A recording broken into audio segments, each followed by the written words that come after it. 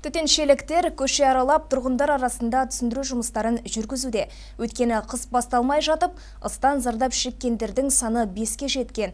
Мамандар оқыс оқиғалардың алдын алу үшін жұртқа ескерту жасап жүр.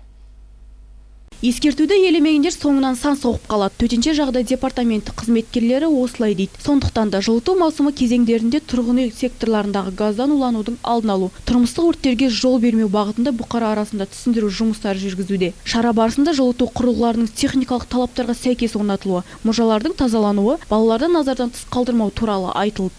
Қарасу көшелерінде тұрғындарға қыс мезгіліндегі жылыту пештерін, газ құбырларын қауіпсіз пайдалану жөнінде үгіт-насихат жұмыстары жүргізіліп жатыр. Профилактикалық жұмыстар кезінде төтеншеліктер 300 мыңға жуық үйге бас сұққан. Әсіресе аз қамтылған көп балалы отбасылар мен зейнеткерлер тұратын үйлерге баса мән беріліп, сонымен қатар зардап шеккен 450 орында рейд жүргізілген. Пожарныйлар қызметкерлер кеп осылай жылда кеп предупреждениесін жасап тұрады бізге.